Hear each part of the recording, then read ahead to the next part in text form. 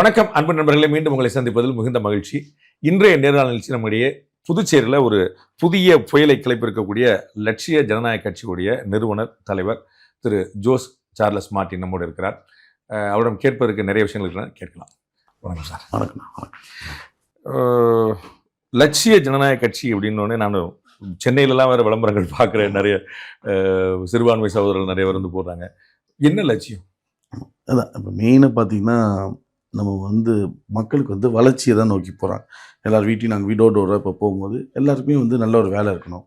அவங்க அடிப்படை வசதிகள், நல்ல குடிநீர், நல்ல ட்ரைனேஜ் சுத்தமாக இருக்கணும், ரோட்ஸ் இருக்கணும், ஸ்ட்ரீட் டாக்ஸ், மஸ்கிட்டோ, இது எல்லா கட்சியிலும் சொல்கிறது. ஆமாம், இல்லை பட் ஆனால் இது வரைக்கும் எக்ஸிக்யூஷன் அந்தளவுக்கு எனக்கு தெரிஞ்சு எஃபெக்டிவாக பண்ணலை. ஸோ 5 வருஷமாக இருந்தது உங்களுடைய கூட்டணி கட்சி ஆட்சி தானே?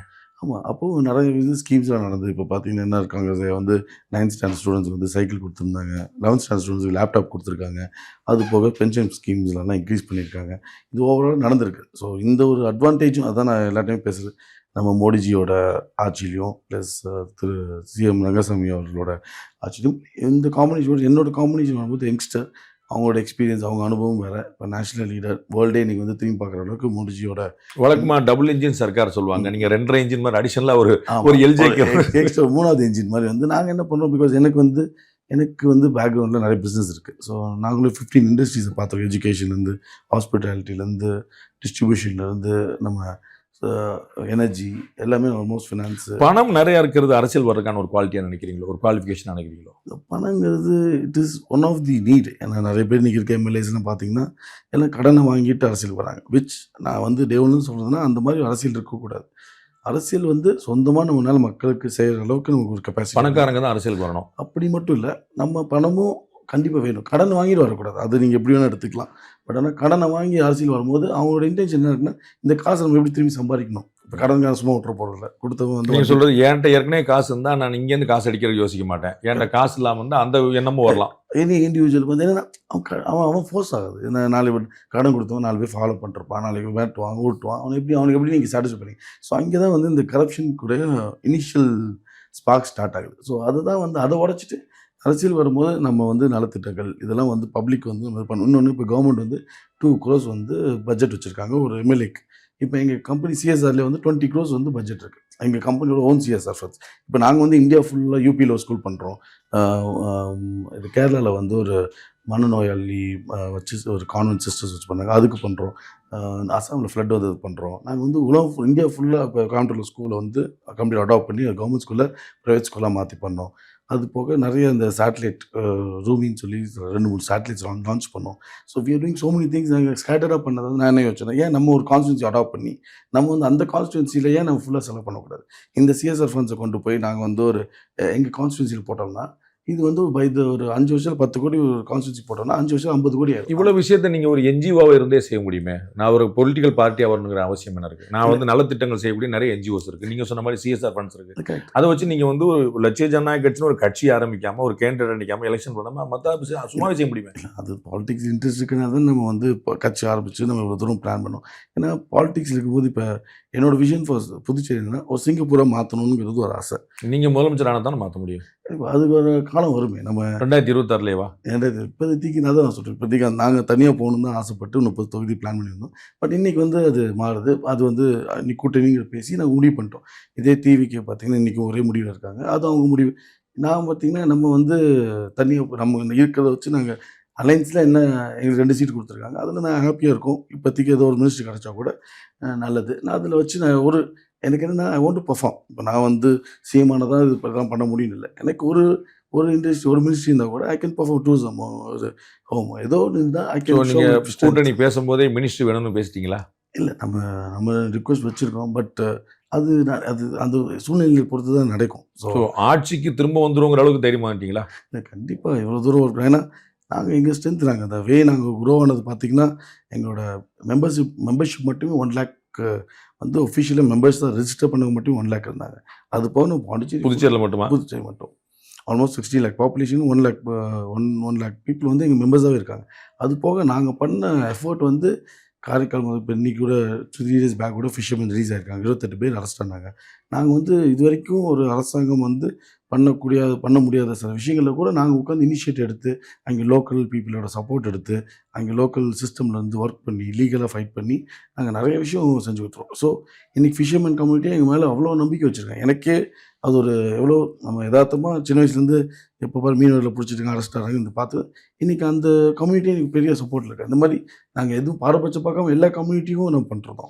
நீங்கள் குடும்பத்தில் சண்டை போட்டு நான் ஒரு அரசியல் கட்சி ஆரம்பிச்சிருக்கேன்னு சொல்லி சொல்கிறீங்க. அது கொஞ்சம் யோசிச்சு பார்த்தா குடும்பத்தில் ஆளுக்கு ஒரு கட்சியில் இருந்துட்டு நீங்கள் அப்பா வந்து டிஎம்கேட பெரிய ஃபாலோயர், படங்கள்லாம் வந்து நிறைய தயாரிச்சு பண்ணார், எல்லாம் பண்ணார்.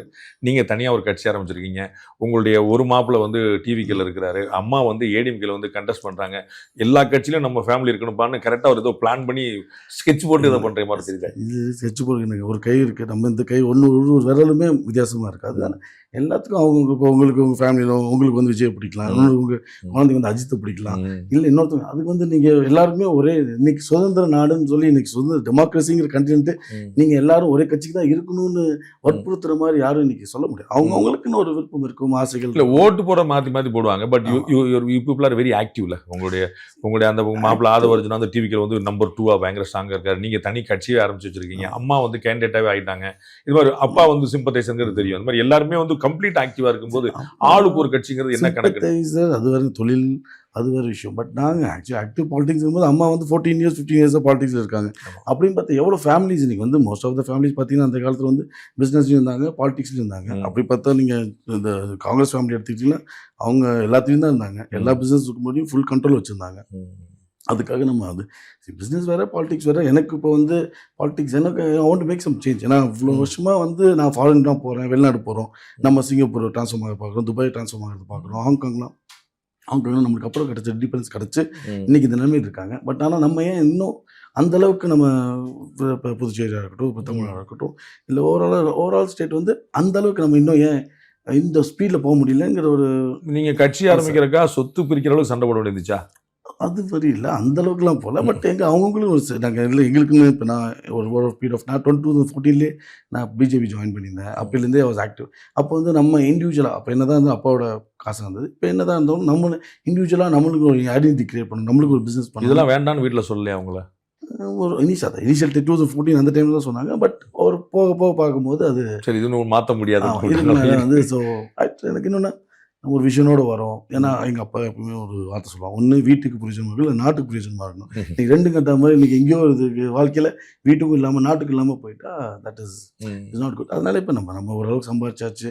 ஒரு அடுத்த ஒரு எதுக்காக சம்பாதிக்கிறாங்க, எல்லாம் வீட்டை காப்பாற்றணும், அம்மா அப்பாவுக்கு செய்யணும், அடுத்த குழந்தைங்களுக்கு செய்யணும். ஒரு லிமிட்டுக்கு மேலே அதெல்லாம் நமக்கு சேஃப் கார்டு ஆகிடுச்சு, இதெல்லாம் ப்ரொடெக்டட் ஆகிடுச்சு. ஒரு லிமிட் மேலே தாச்சு. அதுக்கப்புறம் சொசைட்டிக்கு திரும்பி இதே சொசைட்டியில் வந்தோம், இதே சம்பாதிச்சோம், இதே சொசைட்டியை நம்ம ஏன் ஃபாரினாக மாற்றக்கூடாதுங்கிற ஒரு. அது ஏன் ஒரு கட்சியில் இல்லாமல் ஆளுக்கு ஒரு கட்சியில் இருந்துட்டு நாட்டை காப்பாற்றுறது? ஒரு குடும்பத்துலேருந்து நீங்கள் எங்கள் அப்படி சொன்னால் நீங்கள் எவ்வளோ நீங்கள் எல்லா குடும்பமும் வீட்டில் குடும்பம் நீங்கள் சொல்கிறது பார்த்தா வீட்டில் சண்டையே வராது, எல்லா குடும்பமும் சந்தோஷமாக இருக்கவே சொல்கிறேன். வீட்டில் எல்லாரும் ஒய்ஃப்னு இருந்தால் சண்டை வரதா செய்யும், குழந்தைகள் இருந்தால் அவங்களுக்கு சில அடம்புதான் செய்வாங்க. அது வந்து நீங்கள் சொல்கிறது வந்து ஒரு ரோபோட் மாதிரி வாழ்க்கை. அது வந்து ரோபோ எல்லோரும் ப்ரோக்ராம் பண்ணி இப்படி தான் சிரிக்கணும், இப்படி தான் அழுகணும்னு சொல்ல முடியாது. அது அவங்க எல்லாத்துக்கும் ஒரு ஹியூமனோட இயல்பு, அது அதுக்கேற்ற மாதிரி தான் லைஃப் போகும். நீங்கள் உங்களுக்கும் உங்களுடைய திரு ஆதவர்ஜுனாவுக்கும் என்ன பிரச்சனை? நீங்கள் வந்து பல சமயத்தில் நீங்களே வந்து அவர் வந்து இது வரைக்கும் ஃபேமிலியை பற்றி எதுவும் சொல்லி நாங்கள் பார்த்ததில்ல. நீங்கள் வந்து ட்வீட் பண்ணி அவர் வந்து பயங்கரமாக எங்களை அப்படி பண்ணிட்டார் இப்படி பண்ணிட்டார்லாம் சொல்கிறீங்க. உங்கள் ஃபேமிலிக்கு அவர் வந்து ஒரு சேலஞ்சாக இருக்காருன்னு நினைக்கிறீங்களா, பேர்டனாக இருக்காரு? அன்னெசரி கமெண்ட்ஸ், இன்னும் ஒரு தேவையில்லாமல் ஒரு ஃபஸ்ட்டு அண்ணாமலை அவர்கள் வந்து தேவை ஆட்டுக்குட்டி, இன்னும் ஒரு அரசியல் நாகரிகம்னு ஒன்று இருக்குது. எதை எப்படி பேசணும், இவர் என்னமோ எல்லாமே இவர் தேவையில்லாத பேசுகிறது. இப்போ நம்ம ஒரு சொசைட்டியில் இருக்கும்போது இப்போ ஒருத்தர் குடும்பத்துலேருந்து ஒரு சொல்லும்போது தட் ரெப்யூட்டேஷன் என்னமோ அந்த குடும்பமே சேர்ந்து பண்ணுங்கிற மாதிரி ஒரு அதை வந்து இல்லை, அவர் தனியாக அவரோட ஒப்பீனியன், எங்களது வந்து எங்களோட ஒப்பீனியன்ங்கிறது நான் கிளாரிஃபை பண்ணோம். அப்போ இபிஎஸ் அவர்கள் வந்து அவன் தேவையில்லா ஒரு உரிமையில் பேசினாப்புல. ஸோ இந்த மாதிரி விஷயங்கள்லாம் வந்து நான் அப்போ அப்பாலஜைஸ் பண்ணேன். நானே வந்து இந்த மாதிரி தவறு மன்னிச்சுக்கணும். ஏன்னா ஒரு அரசியல் நாகரிகம்னு ஒன்று, எப்படி யார்கிட்ட பேசணும், அதை வீட்டுக்குள்ளே பேச முடியலையோ, இதை மாதிரி பண்ணக்கூடாது. அவர் கேட்குற மாதிரி இருந்தால் அவர்லாம் இந்நேரத்துக்கு அவங்க வேற ஒரு அஜெண்டாவில் வராங்க, அவங்கள போய் நம்ம என்ன பண்ண முடியும்? Political அஜெண்டாவா, personal அஜெண்டாவா? அவர் எல்லா இடத்துலையும் வரும்போதெல்லாம் ஒரு எங்கள் ஃபேமிலிக்குள்ளே வரும்போது எங்கள் ஃபேமிலி பிஸ்னஸ் டேக் அவுட் பண்ணணும்னு வராப்பில்ல. இவங்கள ஒரு வீட்டு மாப்பிள்ளை, இது ஒரு கேட்டகரி ஆஃப் பீப்புள் இருப்பாங்க. அது வசதியான ஃபேமிலியை பார்த்து வீட்டு மாப்பிள்ளையாக இருந்துட்டு இதெல்லாம் இது ஒரு ஹபிச்சுவல் அஃபெண்டர் மாதிரி ஹபிச்சுவல் அஃபெண்டர் மாப்பிள்ளைஸ்ன்னு இருப்பாங்க. அதனால அதெல்லாம் நம்ம இது அது வந்து எனக்கு என்ன why I was repeatedly saying was விஜய்னா நல்லாயிருக்கும். ஏன்னா எங்களுக்கும் இங்கே நான் தனியாக புதுசாக வந்தேன். டிவிக்கும் புதுசாக வந்துச்சு. எனக்கு எந்த ஒரு அலைன்ஸ் இல்லாமல் ஒரு புது கட்சி அலைன் ஆகும்போது ஒரு பேக்கேஜோ, ஒரு ஐடியாலஜிக் பேக்கேஜோ, எந்த மாதிரி பேக்கேஜோ புதுசாக வரும் அப்படிங்கும்போது ஒரு ஐடியாலஜிக்கலாக நாங்கள் கனெக்ட் ஆகணும்னு நினச்சோம். பட் இந்த மாதிரி சில கேரக்டர்ஸ் வந்து அதை வந்து தடுத்தாங்க. அது மட்டும் இல்லாமல் ஜென்ரலாக ஓவராலாக என்டிஏ அலைன்ஸ்க்கு நாங்கள் ஒர்க் பண்ணும்போது ஸோ என்டிஏ அலையன்ஸ் வர வாய்ப்பு இருந்தது, விஜய் உள்ள வர வாய்ப்பு இருந்துச்சு, திரு ஆதவர்ஜுனா கெடுத்துட்டாருன்னு சொன்னீங்களா? 100% அவரும் ஜான் ஆரோக்கியசாமி தான். கடைசி வரைக்குமே இதெல்லாம் நல்லா பாசிட்டிவாக போயிட்டு இருந்தது. கடைசி ஆரம்பத்துலேருந்தே ஃபஸ்ட்டு பிஜேபின்னு இல்லாத போதே அதிமுகவும் டிவிக்கு அலைன்ஸ் ஆல்மோஸ்ட் க்ளோஸ் ஆகிருந்தது. அதை வந்து இவர் தான் உள்ளே வந்து பிகே பிரசாந்த் கிஷோர்னு ஒருத்தர் கூட்டு வந்து வந்து இது வந்து என்னது 40 சீட்டுக்காக நான் வரல, நாங்கள் வந்து நாடாள வந்தோம்னு சொல்லி ஏதோ ஒன்று சொல்லி அவர் சிஎம் ஆக போகிறேன்னு சொல்லிட்டு 2% ஓட்டு வாங்காமல் அவர் இன்னொன்று என் பிரதர் காம்ராடும் நாங்கள் வந்து நான் பீகார் சிஎம், அவர் தமிழ்நாடு சிஎம்னு ஒரு பெரிய பில்டப்லாம் கொடுத்துருந்தாங்க. வந்ததும் தெரில, போனதும் தெரில. இந்த மாதிரி ஃபால்ஸ் ஹோப்பாக கொடுத்து அவருக்கு சில அஜெண்டாவை துரந்தர் படம் மாதிரி ஹம்சாக்கு சில அஜெண்டா கொடுத்துக்கப்பட்டு அதை எக்ஸிக்யூட் பண்ணணும்னு பிறகு அதை அவர் பண்ணிகிட்டு இருக்காரு. நல்லா சக்ஸஸ் ஆகிட்டு இருக்காரு. தமிழ்நாடு சாரி புதுச்சேரியில் வந்து திரு ரங்கசாமி அவரோட கவர்மெண்ட் வந்து எப்படி இருக்குன்னு நீங்கள் ரேட் பண்ணுவீங்க? இல்லைங்க, அதான் நான் சொல்கிறேன். இனி வந்து நாங்கள் எல்லாம் அலைன்ஸ் இது ஒரு டீம். இப்போ நீங்கள் அதனால நான் ஓப்பனாக சொல்ல முடியாது அப்படின்றீங்க? இல்லை, அப்படி இல்லை. நான் தான் சொன்னேன், ஒரு டீமில் இப்போ தோனி ஒரு டீமுக்குள்ளே வரும்போது அது ஒரு கேம் கம்ப்ளீட்டாகவே மாறும். டீம் பிளேயராக தான் இருக்கணும். ஒரு தோனி ஒரு டீமுக்குள்ளே தோனின்னு ஒரு கேரக்டர் வந்தப்போ அவ்வளோ நாள் ரொம்ப நாள் ஒரு வேர்ல்ட் கப் அடிக்க கஷ்டப்பட்டுருந்தாங்க. ஒரு தோனின்னு ஒரு கேரக்டர் வந்துச்சு, சில சேஞ்சஸ் பண்ணாங்க, அதுக்கப்புறம் திங்ஸ் ஆஃப் சேஞ்ச். அந்த மாதிரி ஒரு டீம் ஒர்க்காக நீங்கள் தோனி யார் ஜேசிஎம்மா? இல்லை, நம்ம அப்படின்னு சொல்ல வரல, ஏதோ ஒரு எக்ஸாம்பிள் சொல்ல வரேன். பட் நம்மளோட ரோல் வந்து இங்கே வந்து இட் கேன் ஹெல்ப் டிரான்ஸ்ஃபார்ம். எனக்கு வந்து என்னுடைய கேள்வி லாஸ்ட் 5 இயர்ஸாக அவருடைய கவர்மெண்ட் நல்லா இருந்துச்சா இல்லையா? சில விஷயத்தில் நல்லா இருந்தது, சில குறைகள் இருந்தது. அதெல்லாம் தான் நான் எடுத்து ஆரம்பத்துலேருந்து நான் சொல்லிட்டு இருந்தேன். நான் அதுக்காக தான் நான் வரேன். ஆரம்பத்தில் தான் அது என்றைக்குமே மறைக்க என்றைக்குமே சொன்னதான். சில விஷயங்கள் நடந்தது, சில டிலேஸ் இருந்தது, சில வேலைகள்லாம் டிலே இருந்தது. அதெல்லாம் எடுத்து நான் குரல் கொடுத்து நான் வாய்ஸ் கொடுத்துருந்தேன். வாய்ஸ் கொடுக்கும்போது அதுக்கு ஆனால் பட் என்னென்னா இன்னும் நல்ல விஷயம்னா நம்ம ஒருத்தர் எதிர்க்கிறானே, ஒருத்தர் சொல்கிறானுங்கிறக்கா ஒரு வயசில் கம்மியாக இருந்தாலும் பட் இருந்தாலும் அது வேலை ஒரு உண்மையான விஷயம் இருந்ததுன்னா உடனே பண்ணி கொடுத்தாங்க. அதில் வந்து உண்மையாகவே ஐ ஷுட் அப்ரிஷியேட். வெதர் சிலவங்க என்ன பண்ணோம் ஈகோக்காக. நீங்கள் ஒரு இஷ்யூ ரைஸ் பண்ணீங்கன்னா அது அட்ரஸ் பண்ணப்பட்டுச்சு, உடனே ஆக்ஷன் எடுக்கப்பட்டுச்சு. ஃபார் எக்ஸாம்பிள் ஒரு டீச்சர்ஸ்க்கு வந்து போராடினாங்க, உடனே அவங்க வந்து பெர்மனெண்ட் ஆகணும்னு சொல்லி ரொம்ப நாளில் கிடைக்கல போகணும். நாங்கள் வந்து அவங்களுக்கு வாய்ஸ் கொடுத்து அவங்களோட உட்காந்து போராடி இது பண்ணோம். உடனே அவங்களுக்கு 1 year எக்ஸ்டென்ஷன் கொடுத்துட்டாங்க. இப்போ நெக்ஸ்ட் நம்ம கவர்மெண்ட் ஃபார்ம் ஆனதுக்கப்புறம் அவங்களுக்கு கவர்மெண்ட்டில் பெர்மனெண்ட் ஆகிறதுக்கு நம்ம once I go to the system I will be easy for me to work. வெளியில் என்ன சொல்கிறாங்கன்னா, திரு ரங்கசாமி வந்து ஒரு வேலை வேறு ஏதாவது பண்ணுவாரோ, நகர்ந்துருவாரோ, வைப்பாரோ அப்படிங்கிற மாதிரி இருந்துச்சுன்னா ஒரு செக் வைக்கிறக்கா டக்குன்னு தூக்கி ஜேசிஎம் தூக்கி உள்ளே இறக்கி போடு, அது வந்து அப்போ வந்து ரங்கசாமி வழிக்கு வந்துடுவார். அதுக்குன்னு நம்ம தான் சொல்லுவேன். ஏன்னா எங்களுக்குன்னு ஓட் ஷேர் இன்க்ரீஸ் ஆகிட்டு இருந்துச்சு ஒரு பீரியட் ஆஃப் டைம். நாங்கள் பண்ண எஃபோர்ட்டும் நான் 1.5 வருஷமாக நாங்கள் உட்காந்து ஒர்க் பண்ணிட்டு இருந்திருக்கோம். அது போட என்ன ஆச்சுன்னா it was increasing, the vote share was increase ஆகும்போது கண்டிப்பாக அவங்க என்ன ஃபீல் பண்ணால் இது நம்ம இந்த வாட்டி நான் இப்போ தமிழ்நாட்டில் 30 தொகுதிக்கும் பிளான் பண்ணியிருந்தீங்க. கண்டிப்பாக 30 தொகுதி நாங்கள் ஒர்க் அவுட் பண்ணியிருந்தோம். 30 தொகுதிக்கு எல்லாம் யூஆர் ஆல் ரெடி. பட் அந்த vote share ready to challenge Rangasamy. Even India தான் எல்லாமே பிஜேபி வித் ரங்கசாமி ஐயா அவர்கள் எல்லாரும் காங்கிரஸ் அண்ட் பிஜேபி எல்லாத்துக்கும் சார்ஜ் பண்ணி காங்கிரஸ் திமுகலாம் ஆல்மோஸ்ட் ஒரு டைமில் வந்து நாங்கள் தண்ணியை போகிறோன்னு பயந்துட்டு இருந்தாங்க. ஸோ அந்தளவுக்கு ஏன்னா அந்த கட்சியும் ஒன்று இல்லாமல் போயிடுமாங்கிற அளவுக்கு they had a fear. But இந்த வாட்டி என்ன இந்த ஸ்ட்ரென்த், ஏன்னா ஓட்டுங்கிற போது இது கன்சாலிடேட் ஆகி நம்ம ஜெயிச்சு நம்ம திரும்பி புதுச்சேரிக்கு நல்லது பண்ணணும். ஏன்னா இப்போ பிஜேபியில் சென்ட்ரல் கவர்மெண்ட்டில் பிஜேபி இல்லாமல் யூனியன் டெரிட்டரி, நம்ம வந்து ஸ்டேட் வுட் இல்லை, யூனியன் டெரிட்டரி இருக்கும்போது சென்ட்ரல் கவர்மெண்ட் ஃபண்ட்ஸ் ரொம்ப முக்கியம். நாராயணசாமி பார்த்துருக்கோம், அவர் வீட்டில் தூங்கினதை விட கவர்னர் மாளிகை வெளியில் தூங்கினது தான் ரொம்ப அதிகமாக இருக்கும். அப்படி இருக்கும்போது நம்ம சென்ட்ரல் கவர்மெண்ட்டோட ஒருங்கிணைஞ்சு நம்ம கரெக்டாக பிளான் பண்ணால் தான் நிறைய ஸ்கீம்ஸ் கொண்டு வர முடியும். ஸோ அதுதான் வந்து ஐ will be like a catalyst and I will. Rangasamy இன்னும் பெட்டராக செயல்பட்டுருக்கலாம்னு நினைப்பீங்களோ? நீங்கள் கேட்குற கேள்வி எல்லாமே எங்கள் கூட்டணி கன்ஃபியூஸ் பண்ணுற மாதிரி இருக்கும். அதனால் நாங்கள் என்ன சொல்கிறோம், முடிச்சுட்டே நாங்கள் எல்லாமே வந்து பேட்டி முடிஞ்ச பிறகு முடிஞ்சதுக்கப்புறம் தனியாக பேசிக்கலாம். பட் ஆனால் இந்த வாட்டி எங்கள் கூட்டணி நாங்கள் ஃபஸ்ட்டு ஆரம்பிக்கும் போது 20% தான் நாங்கள் ஜெயிக்கணும்னு சொல்லி உள்ளே வந்தோம். 20 சீட் எடுக்கணும் 30 சீட்டில். இன்றைக்கி வந்து காங்கிரஸும் திமுகவும் விசிகே கம்யூனிஸ்ட் 4 பேருமே கூட்டணிங்கிற பேரில் எல்லாம் பிரிஞ்சு போயிட்டாங்க. ஸோ இது வந்து மக்களுக்கு என்ன மனசில் தோணுதுன்னா இந்த மாதிரி பிரிஞ்சு போய் நம்ம போடுற ஓட்டு வந்து வீணாக போக போகுதுங்கிற ஒரு அண்டர்ஸ்டாண்டிங் வருது மக்களுக்கு நடுவில். ஸோ இந்த இதை வந்து எங்களுக்கு உண்மையாகவே ஒரு ஸோ ஸ்பெரிய இண்டி பிளாக் வந்து ஒற்றுமையா இல்லாததான் உங்களுக்கான அட்வான்டேஜா? அது அவங்க மட்டும் இல்ல. ஒற்றுமையா இல்லாதனால உங்களுக்கு அதுவும் ஒரு advantage. It is also an added advantage sir. அது மட்டும் அட்வான்டேஜ்னு சொல்ல முடியாது. இது நாங்க அதான் சொன்னோமே 20 சீட் எப்படியும் ஜெயிக்க போறது தான். அது போக ஒரு 5 சீட் அப்படி பார்த்தா எங்களுக்கு எக்ஸ்ட்ரா ஒரு 5 சீட் 25 சீட் ஃபுல் மெஜாரிட்டில எங்களுக்கு கம்ப்ளீட்டா உங்களை கூட்டணியில சேர்க்க மாட்டேன் அப்படின்னு சிஎம் அடம் பிடிச்சாரோ? அது கடைசி வரைக்கும் எனக்கு தெரியல. பட் லாஸ்ட்டு தான் அது அவருக்கு சில ப்ரொசீஜர் இருக்குது. அவருக்கும் சில டைம் எடுத்து தான் சில விஷயங்கள் முடிவு பண்ணுவாங்க. முடிவு பண்ணும்போது அதில் வந்து கண்டிப்பாக கடைசியில் எல்லாமே பேசும்போது கூட்டணிக்கு அவர் ஒத்துருந்தார். கடைசி வரைக்கும் தாவேக்கா வந்து அதுலேயும் எங்கள் மாப்பிள்ளை வந்து ரொம்ப பெரிய ரோல் ப்ளே பண்ணாப்புல. எப்படியாச்சும் அவர் தாவேக்கா கூட்டு போயிடணும். நம்ம தாவேக்காவும் என்ஆர் காங்கிரஸும் புதுச்சேரியில வந்து என்ஆர்சி அவங்களும் பண்ணிடலாம், அவங்களும் போய் ஆகணுங்கிறதுல ரொம்ப தெரியும். அது நம்மளை என்னைய வந்து கண்டிப்பாக இங்கே ஸ்டாப் பண்ண மாதிரி. ஸ்டாப் பண்ணணும், நம்ம வந்துடக்கூடாதுங்கிறதுல ரொம்ப ட்ரை பண்ணாப்புல. பட் அது நடக்கல. அங்க மாப்பிள்ள ஜெயிச்சுட்டு அப்படி இங்க பண்ண இங்க முடியாது. முடியல. ஓகே. 2 சீட் வாங்கிட்டு நீங்க என்ன லட்சியத்தை கொண்டு வர முடியும்? என்ன ஜனநாயகத்தை நிலைநிறுத்த முடியும்னு நினைக்கிறீங்க? அது 2 சீட் வாங்கினா அதான் நம்ம ஃபஸ்ட்டு மினிஸ்ட்ரி கேட்போம். மினிஸ்ட்ரி இருக்கோ இல்லையோ அதான் நான் சொன்னேன். என்னோட கான்ஸ்டிட்யூன்சியாக ஒரு மாடல் கான்ஸ்டிட்யூன்சியாக நான் கொண்டு வந்துடுவேன். இந்த 5 இயர்ஸில் நம்ம நெல்லித்தோப்பு, காமராஜர் நகர் 2 கான்ஸ்டிட்யூன்சியுமே நிறைய பேசிக் நீட்ஸே நிறைய சாட்டிஸ்ஃபை பண்ணாமல் இருக்குது. இந்த டைமுக்குள்ளே அந்த எங்களோட ஓன் ஃபண்ட்ஸை யூஸ் பண்ணி இது ஒரு மாடல் கான்ஸ்டிட்யூன்சி. வேஸ்ட்லேருந்து உங்களுக்கு ட்ரைனேஜ்லேருந்து ட்ரிங்கிங் வாட்டர் இங்கே இன்னும் சால்ட் கண்டென்ட் அதிகமாக இருக்குது, டிடிஎஸ் அதிகமாக இருக்குது. இதெல்லாமே ground water rain water harvesting நிறைய இல்லை இங்கே. ஸோ இதெல்லாம் நம்ம இனிஷியல் ஒரு ரெக்டிஃபை பண்ணிட்டோம்னா பீப்புளுக்கு ஒரு நம்பிக்கை வரும். நம்ம வந்து சொல்லலை செயல்கிற மாதிரி எக்ஸிக்யூஷன் இன்னைக்கு 2 நாளைக்கு 4 அப்படி growth ஆகும். கண்டிப்பாக கண்டிப்பாக 100% அது. காமராஜர் நகருக்குன்னு ஏதாவது ஒரு ஸ்பெஷல் ஐடியா ஏதாவது வச்சிருக்கீங்களா? நீங்க வந்து இப்போ ஜென்ரிக்கா நிறைய விஷயங்கள் சொன்னீங்க, உங்களுடைய சிஎஸ்ஆர் ஃபண்ட் சொன்னீங்க. நீங்க நின்று ஜெயிக்க வேண்டியது ஒன்று இருக்குது. அது வந்து ஜெயிக்கிறதும் வந்து 100 ஓட்டில் ஜெயிச்சாரு, 12 ஓட்டில் ஜெயிச்சாருங்களா, there is no meaning. So வந்து அதில் வந்து ஒரு பெஞ்ச் மார்க் ஒரு கிரியேட் பண்ணும். காமராஜர் நகருக்கு என்ன ஸ்கீம் வச்சிருக்கீங்க? நிறைய நான் கேள்விப்படுறேன், நிறைய ஃப்ரீ பீஸ்லாம் நிறைய வீடு வீடெல்லாம் போயிட்டு இருக்கு, எல்லாமே ஹாப்பியா இருக்காங்க மக்கள்லாம்.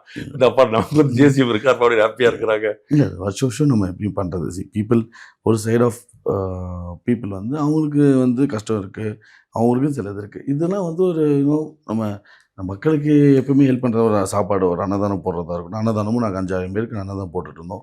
அந்த மாதிரி அதுக்கப்புறம் இது நாங்கள் தையல் மிஷின் கொடுத்தோம். இது டயாலிசிஸ் கிட்னிக்கு டயாலிசிஸ் மிஷின்ஸ் வந்து டொனேட் பண்ணோம். அந்த மாதிரி நாங்கள் ஓரளவுக்கு ஃப்ளட் வந்துச்சு. ஃப்ளட் வந்தப்போ அரிசி பருப்பு கொடுத்தோம், அத்தியாவசியங்கள் பொருட்கள் கொடுத்தோம். இல்லை இதெல்லாம் வந்து நீடை வந்து நீங்க சாட்டிஸ்ஃபை பண்றது, டெவலப் பண்றதுன்னு ஒன்று இருக்கு இல்லையா? இது வந்து நாங்கள் பண்ணதை சொல்லணும். நாங்கள் என்ன பண்ண போகிறோங்கிறது அது இஷ்யூஸ் பார்த்தீங்கன்னா ஃபஸ்ட்டு ட்ரிங்கிங் வாட்டர். அதுக்கு வந்து மெயின் என்ன, தண்ணி எல்லாமே வந்து இங்கே கடலுக்கு போயிடுது. ஸோ கிரவுண்ட் வாட்டர் லெவல் இல்லை. ஸோ ரெயின் வாட்டர் ஹார்வெஸ்டிங் தமிழ்நாட்டில் கூட ஓரளவுக்கு அந்த ஜெயலலிதா அம்மையாக இருக்கும்போது ஓரளவுக்கு நல்ல ஸ்ட்ராங்காக போட்டாங்க. அது என்ன கிரவுண்ட் வாட்டர் ஓரளவுக்கு பரவாயில்ல. இங்கே கிரவுண்ட் வாட்டர் வந்து இல்லாதனால சால்ட் வாட்டர் கண்டென்ட் அதிகமாக இருக்குது. ஸோ ஃபஸ்ட்டு வந்து ரெயின் வாட்டர் ஹார்வெஸ்டிங் பண்ணி ஒரு வீட்டுக்கும் ஒரு தெருவுக்கும் வந்து ஒரு பெரிய லெவலில் ரெயின் வாட்டர் ஹார்வெஸ்டிங் பண்ணணுங்கிறது ஒரு பெரிய ஸ்கோப்பில் இருக்கும். அது பண்ணிட்டாலே ட்ரிங்கிங் வாட்டர் இஷ்யூஸ் ஓரளவுக்கு சார்ட் அவுட் ஆகிடும். மேக்ஸிமம் 90% சார்ட் அவுட் ஆகிடும். அது போக ட்ரைனேஜ், ஓப்பன் ட்ரைனேஜ் இருக்குது, அதெல்லாம் மஸ்கிட்டோஸ் வருது, அதெல்லாம் ஸ்மெல் வருது, அதெல்லாம் ஹெல்த் அசார்ட்ஸ் வருது. அதெல்லாம் வந்து நெக்ஸ்ட்டு லெவல் ஆஃப் இது வந்து ஃபஸ்ட்டு லெவலில் வந்து க்ரீன் இந்த மாதிரிலாம் போட்டு ஜேசிபிலாம் வச்சு கொஞ்சம் க்ளீன் பண்ணலான்னு இருக்கோம். அது போக க்ளோஸ்டு ட்ரைனேஜ் சிஸ்டம் கொண்டு வரணும்னு இம்ப்ளிமெண்ட் பண்ணணும்னு பார்க்குறோம். இதுக்கெலாம் வந்து ஹாலிஸ்டிக்காக நாங்கள் வேர்ல்டு பேங்க்லேருந்து எடுத்து ஒரு ஓரளவாக புதுச்சு அது நாங்கள் வந்து சிங்கப்பூர்லேருந்தே ஒரு கம்பெனி வர வச்சு 3 மந்த் அவங்க இந்த சிபிஜின்னு ஆர்கிடெக்ட் ஃபார்ம் 100 வருஷம் ஓல்டு கம்பெனி. அவங்க தான் சிங்கப்பூரே டிசைன் பண்ணுவாங்க. சிங்கப்பூரை அர்பன் டெவலப்மெண்ட் பிளானிங் பண்ணுவாங்க. அவங்கள வச்சு 3 மந்த்ஸ் இங்கே உட்காந்து தேவ் டிசைன் அவங்க ஓரளவுக்கு ஓவரால் பிளான் பண்ணி எங்கே இண்டஸ்ட்ரி பார்க்க வரணும், எங்கே ஐடி பார்க்ஸ் வரணும், எங்கே வந்து டூரிசம் டெவலப் ஆகணும், எங்கே ரெசிடென்சஸ் டெவலப் ஆகணும், கம்ப்ளீட்டாக they've given a holistic plan. So அந்த பிளான் எல்லாம் 1 by 1 நாங்கள் எக்ஸிக்யூட் பண்ணலான்னு இருக்கோம். இப்போ வந்து உங்களுடைய கான்ஃபிடன்ஸ் லெவல் வந்து என்னவா இருக்குது ஜெயிக்கிறதுக்கானது உங்களுக்கு ஆஸ் வெல் அஸ் த என்டிஏ? இல்லை கண்டிப்பாக வி ஆர் வெரி கான்ஃபிடென்ட். ஏன்னா நீங்கள் பார்ப்பீங்க இப்போ நாங்கள்லாம் பிஜேபி கூட ஃபஸ்ட் டைம் ஒர்க் பண்ணுறோம். அவங்களாம் வந்து இந்தியாவிலேருந்து ஏகப்பட்ட இடத்துலேருந்து காரியகர்த்தாஸ் வந்து பாட்டம் ஒரு பூத் லெவல் வரைக்கும் உட்காந்து ஒர்க் பண்ணுறாங்க. நாங்கள் இங்கே வந்து ஒரு சரியில்லைன்னா அதை பின் பாயிண்ட் பண்ணி இந்த இடத்துல இந்த நாள் உங்கள் பார்ட்டிக்கு உங்கள் கான்ஸ்டியூஸ் ஒர்க் பண்ணுறாங்களா? இல்லை அவங்க ஓவரால் இந்தியா அலையன்ஸுங்கிறவங்க வந்துட்டாங்கன்னா எல்லாத்துக்குமே இன்சார்ஜ் போட்டுறாங்க. அவ்வளோ ஆர்கனைஸ்டாக இருக்காங்க. உண்மையாகவே ஒரு டெடிக்கேட்டடாக ஒரு கமிட்மெண்ட் வந்து உண்மையாகவே இதுதான் பார்க்க முடியுது. எவ்வளோ ஒரு எலெக்ஷன் எப்படி எவ்வளோ லெத்தாஜிக்கு எடுத்துக்கூடாது, எவ்வளோ ரெஸ்பான்சிபிளாக இருக்கணும். ஸோ எங்கே வீக் ஆகுது, எந்த பூத்தில் நம்ம வீக்காக இருக்கோம், எந்த கம்யூனிட்டியில் வீக்காக இருக்கோம், எந்த எக்கனாமிக் செக்ஷன் ஆஃப் பீப்புள்கிட்ட வீக்காக இருக்கும், அங்கே என்ன லோக்கல் இஷ்யூஸ் எந்த அட்ரஸ் ஆகலை, அந்த அளவுக்கு நாங்கள் மைக்ரோ மேனேஜ் வரைக்கும் பண்ணி உண்மையாகவே எனக்கே ஒரு இன்ட்ரெஸ்டிங். அதனால தான் இவங்க இவ்வளோ வருஷமாக கண்டினியூஸாக இவங்க ஆட்சி ஆள்றதுக்கு ஒன்றும் அது மெயின் ரீசனும் இந்த இஷ்யூஸை கண்டுபிடிச்சி அந்த இஷ்யூஸ்க்கு சொல்யூஷனும் கொடுக்குறாங்க. அதுதான் இதோட க்ரோத்துக்கும் எங்களுக்கும் ரொம்ப யூஸ்ஃபுல்லாக இருக்குது. எங்களுக்கும் இன்ட்ரெஸ்டிங்காக இருக்குது, நாலேஜ் ஷேரிங் இருக்குது. ஸோ இதில் இது கூட எங்கள் ட்ராவல் பண்ணும்போது எங்களுக்கு கூட்டணிக்கான கோஆபரேஷன் பற்றி பேசும்போது நீங்கள் பிஜேபி பற்றி பேசுகிறீங்க, என்ஆர்சியோட கோஆபரேஷன் எப்படி இருக்கு? அவங்களும் நல்லா இருக்குது. இப்போ நாங்கள் கூட போனோம்னா என்ன இருக்கும், காங்கிரஸ் நாங்கள் எல்லாம் 4 பேர் சேர்ந்து 4 ப்ளஸ் சின்ன இதர கட்சிகள், சின்ன கட்சிகளும் கூட சேர்ந்து தான் நாங்கள் எல்லாமே கேம்பெயின் பண்ணிகிட்டு இருக்கோமே தவிர இந்த அதான் நம்ம என் லைஃப்பில் எப்பவுமே எப்படின்னா ஒன்ஸ் நம்ம முன்னாடி என்ன வேணால் சண்டை போடலாம், என்ன வேணால் பேசிக்கலாம். பட் ஒன்ஸ் நம்ம இப்போ ஒரு ஃபேமிலி ஒரு மேரேஜ்னு ஆகிடுச்சுன்னா அதுக்கப்புறம் நம்ம பழசை விட்டுட்டு நம்ம அதுக்கப்புறம் எப்படி நம்ம ஒன்றா சேர்ந்து பயணிக்கணும் தான் யோசிக்கணுமே தவிர நம்ம உட்காந்து இப்போ என்னை இது பண்ணாங்க அதுக்காக நான் இதை பண்ணேன் அந்த ஒரு ஆட்டிடியூடே இல்லாமல் நான் பார்த்தோன்னு உடனே பேசி சீங்கிட்ட போய் நீங்கள் புது கட்சி யங்ஸ்டர், ஆனால் நீங்கள் செய்வீங்க. பட் அவங்க பெரிய கட்சி, சீனியர் சிஎம். உங்களுக்கு தெரியும் if I'm not wrong 2011 ADMK கூட அலையன்ஸ் வச்சுக்கிட்டு சிஎம் அலையன்ஸ்லாம் கிடையாது, நாங்கள் தனித்து ஆட்சின்னு சொல்லி சொன்னவர் அவர். ஸோ ஜெயலலிதா மேடமுக்கே என்ன சொல்லணுமோ அதை சொல்லிட்டாரு. இல்லைங்க நம்ம தான் ட்ரை பண்ணுறோம். நாங்கள் என்றைக்குமே நான் ஓப்பன் தானே. என்றைக்குமே நாங்கள் இது இல்லைன்னா நாங்கள் அதுக்காக நாங்கள் தோந்து போகிறதில்ல. அதான் ஒன்ஸ் டீம் ஒர்க்கு நான் போய் நான் பார்த்தேன். நான் உடனே அலையன்ஸில் கன்ஃபார்ம் ஆகி இதெல்லாம் நம்ம ரெடி பண்ணதுக்கப்புறம் உடனே போய் விசிட்டில் அவ்வளோ இயல்பாக உட்காந்துட்டு என்ன தான் நாங்கள் வாக்குவாதம் செஞ்சுதாலும் நான் அவர் குற்றச்சாட்டு இருந்தாலும் எதுவும் பட் அதெல்லாமே அவர் ஒரு பையன்கிட்ட எப்படி பேசுவாரோ ஒரு இதாக நம்ம அவர் கூட சேர்ந்து நாங்கள் அந்த சித்தர் கோயில் வழிபாடு பண்ணுவார், அவர் கூட போனோம். அதெல்லாம் அதாவது இதெல்லாம் பொலிட்டிக்கல் ஃபைட்டுங்கிறது வேறு. இது நான் என்னோடய சொந்த நலத்துக்காகவோ என்னோடய காசுக்காக நான் சண்டை போடல, மக்களோட குறைகளுக்காக நான் சண்டை போட்டேன். அவரும் அதுக்கான ஒரு ஆக்ஷனும் உடனே எடுத்துகிட்டு இருந்தார். அதில் அதை நான் சொல்லும்போது அப்ரிஷியேட் பண்ணணும். ஏன்னா என்னதான் இருந்தாலும் வயசில் என்ன சின்ன பையன் என்ன சொல்கிறது, நம்மளை என்ன பண்ணுறது இல்லாமல் அப்படியே நம்ம எடுத்த இஷ்யூ ரைஸ் பண்ணது எல்லாத்துக்குமே ஒரு சொல்யூஷன் கொடுத்துட்டு இருந்தார். ஸோ லாஸ்ட் கொஸ்டின், விஜய் வந்திருந்தா தான் என்டிஏ வெல்ல முடியும் அப்படிங்கிற நிலைமை தமிழ்நாட்டிலையும் புதுச்சேரிலையும் இருக்குதா? நீங்கள் கூட சொன்னீங்க அந்த மாதிரி விஜய் வர்றதா இருந்துச்சு, எங்கள் மாப்பிள்ளை உள்ள போந்து கிடத்து விட்டு அப்படி தடுத்து அப்படின்னு.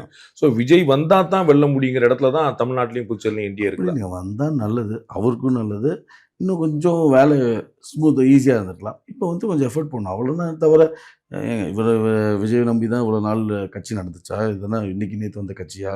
எல்லாம் இதில் பழங்காலத்து கட்சி. இவ்வளோ காரியகர்த்தாஸ் இருக்காங்க, இவ்வளோ அடிமட்ட தொண்டர்கள் இருக்காங்க. இது ரெட்டை இலைக்குனே அவ்வளோ ஓட் ஷேர் இருக்குது. If I'm not wrong, Athawale உங்கள் ஊரில் தான் நாங்கள் எலெக்ஷனுக்கு பிறகு நாங்கள் தேவைப்பட்ட நாங்கள் ஒரு பயன்படுத்திக்கணும்னு சொன்னார்னு நினைக்கிறேன். சரி, யார்? அத்வாலே, ராம்தாஸ் அத்வாலே ஓகே. அவர் இங்கே இப்போ எலெக்ஷனுக்கு பிறகு நாங்கள் விஜய் தேவைப்பட்டா நாங்கள் பயன்படுத்தணும்னு சொல்லி சொன்னார் போல். ஸோ அந்த மாதிரியான ஒரு கணக்கு இருக்குதா? விஜய் வந்தாச்சா இன்னும் விஜய் வர்றது பெரிய கஷ்டம். விஜய் ஒன்றா வந்திருந்தா அவருக்கு நல்லது. இன்றைக்கெலாம் ஓட் ஷேர் எடுப்பாங்க. ஓட்ஸ் இப்போ நீங்கள் சிரஞ்சீவியும் பார்த்துருக்கோம், நம்ம கண்ணு பவன் கல்யாணோட கட்சியும் பார்த்துக்கோங்க. செலிபிரிட்டிஸ் உண்மையாகவே கிரவுண்டில் சப்போர்ட் சிரஞ்சீவியில் என்ன எவ்வளோ சீட் ஜெயிச்சாப்புல? அவர் சீட்டே தோத்துட்டாப்புல. வேறு யாராவது சீட் ஒரு சீட் ஜெயிச்சாப்புல. சிரஞ்சீவி 10-15 சீட்டாக ஃபஸ்ட்டு அவர் ஜெயிச்சாப்புல. நீங்கள் இவ்வளோ பெரிய செலிபிரிட்டி வேல்யூ வச்சுக்கிட்டே அவங்களால இது பண்ண முடியல. அதெல்லாம் ரைட் டைமில் வந்தார். அவர்லாம் வந்த டைம் இன்றைக்கி அந்த கட்சியே அழிஞ்சு போய் இன்றைக்கி அவரோட காங்கிரஸோட மர்ஜ் பண்ணேன். ஸோ இன்றைக்கி புதுசாக வரும்போதெல்லாம் இருக்கணும் உங்களுக்கு இப்போ என் கட்சியில் நான் ஒரு போஸ்டிங்கில் நான் கேண்டிடேட் கூட இல்லை. அவங்களாம் போஸ்டிங்கில் மன்றத்தை பார்த்துட்டு தலைவர்கள் தான் இருந்தாங்க. அந்த கேண்டிடேட் இல்லைன்னு அவங்க எங்கிட்ட இருந்து 2-3 மன்ற தலைவர்கள்லாம் கூட அவங்க கேண்டிடேட்னு சொல்லி போட்டுக்கிட்டாங்க. ஸோ யாருக்கெல்லாம் சீட்டு கிடைக்கலையோ அவங்களாம் தான் அவங்களுக்கு ஒரு சிம்பிள் வேணும், லோகோ வேணும், ஏதோ கண்டெஸ்ட் பண்ணுங்கிறதுக்காக தான் டிவிக்கே போனாங்க தவிர டிவிக்கேக்குன்னு ஒரு கேண்டிடேட்ஸே அவங்களால ரெடி பண்ண முடியல. ரொம்ப நன்றி. இவ்வளோ நேரம் உங்களுடைய கருத்து பதினொன்று உங்கள் நல்ல நோக்கம் நிறைவேற வாழ்த்துக்கள். தேங்க்யூ.